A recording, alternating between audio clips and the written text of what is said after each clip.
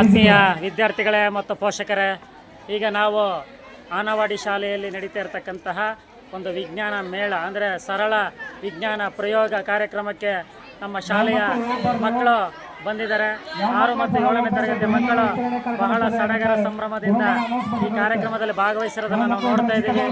ಈಗ ನೀವು ನೋಡ್ತಾ ಇದ್ದೀರಾ, ಒಂದು ಕೃಷ್ಣರಾಜ ಸಾಗರ ಅಣೆಕಟ್ಟಿನ ಒಂದು ಮಾದರಿಯನ್ನು KRS ಡ್ಯಾಮ್, ಇದನ್ನು 6ನೇ ತರಗತಿಯ ವಿದ್ಯಾರ್ಥಿನಿ ಪ್ರತೀಕ್ಷಾ ಈ ಒಂದು ಮಾದರಿಯನ್ನು ಮಾಡಿದಾಳೆ.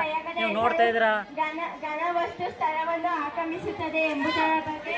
6ನೇ ತರಗತಿಯ ಪ್ರತೀಕ್ಷಾ ಈ ಒಂದು ಅಣೆಕಟ್ಟನ್ನು ಮಾಡಿರ್ತಕ್ಕಂಥದ್ದನ್ನು. ಮತ್ತೆ 2ನೇದಾಗಿ ನಾವು ನೋಡ್ತಾ ಇದ್ದೀವಿ 7ನೇ ತರಗತಿಯ ಕೌಶಲ್ಯ, ಆ ಒಂದು ಹಣದ ಒಂದು ಪ್ರಿಂಟಿಂಗ್ ಮಿಷಿನನ್ನು ಅವಳು ಮಾದರಿಯಾಗಿ ಮಾಡಿದಾಳೆ. ಒಂದು ವೈಜ್ಞಾನಿಕ ಆವಿಷ್ಕಾರವಾದಂತಹ ಹಣದ ಒಂದು ಪ್ರಿಂಟಿಂಗ್ ಮಿಷಿನ್, ಯಾವ ರೀತಿಯಲ್ಲಿ ಹಣವನ್ನು ನಾವು ಪ್ರಿಂಟ್ ಮಾಡ್ತೀವಿ ಅನ್ನೋದನ್ನು ಆಕೆ ಪ್ರದರ್ಶನವನ್ನು ಮಾಡ್ತಾ ಇರೋದನ್ನು ನೀವು ನೋಡ್ತಾ ಇದ್ದೀರಾ. ಅಲ್ಲಿ ಯಾವ ರೀತಿಯಲ್ಲಿ ಒಂದು ಪ್ರಯೋಗವನ್ನು ನಾವು ನೋಡ್ತಾ ಇದ್ದೀವಿ.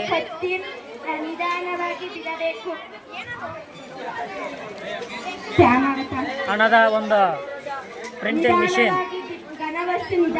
ಆಕೆಯ ಒಂದು ಮಾದರಿಯಾಗಿ ನಾವು ನೋಡ್ತಾ ಇದ್ದೀವಿ. 7ನೇ ತರಗತಿಯ ಕೌಶಲ್ಯ.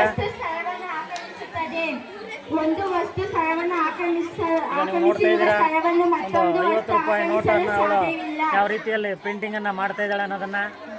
ಈಗ 6ನೇ ತರಗತಿಯ ಕಾವೇರಿ ಒಂದು ಅತ್ಯಾಧುನಿಕ ತಂತ್ರಜ್ಞಾನವನ್ನು ಬಳಸಿ ಆ ಒಂದು ಶುದ್ಧ ಕುಡಿಯುವ ನೀರಿನ ಒಂದು ಯಂತ್ರವನ್ನು ಅವಳು ಮಾದರಿ ರೂಪದಲ್ಲಿ ಕಂಡುಹಿಡಿದಿದ್ದಾಳೆ.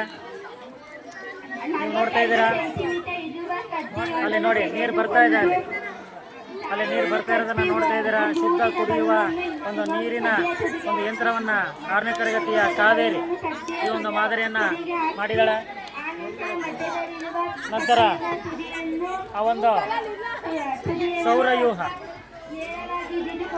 ಸೂರ್ಯನ ಕುಟುಂಬವನ್ನು ನಾವು ಸೌರವ್ಯೂಹ ಅಂತ ಕರಿತೀವಿ.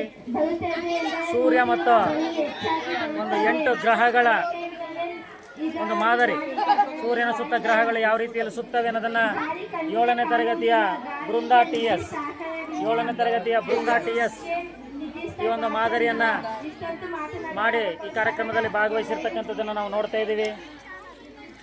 ಸೌರವ್ಯೂಹದ ಒಂದು ಮಾದರಿ, ಸೂರ್ಯನ ಸುತ್ತ ಗ್ರಹಗಳ ಚಲನೆ ಯಾವ ರೀತಿಯಲ್ಲಿ ಕಂಡುಬರುತ್ತೆ ಎಂಬುದನ್ನು ಒಂದು ಮಾದರಿ ಮುಖಾಂತರ ತೋರಿಸ್ತಾ ಇದ್ದಾಳೆ. ಹಾಗೆ ಬೆಂಕಿ ಉರಿಯಲು ಆಮ್ಲಜನಕದ ಅವಶ್ಯಕತೆ ಇದೆ ಎಂಬುದನ್ನು ತೋರಿಸ್ತಕ್ಕಂಥ ಒಂದು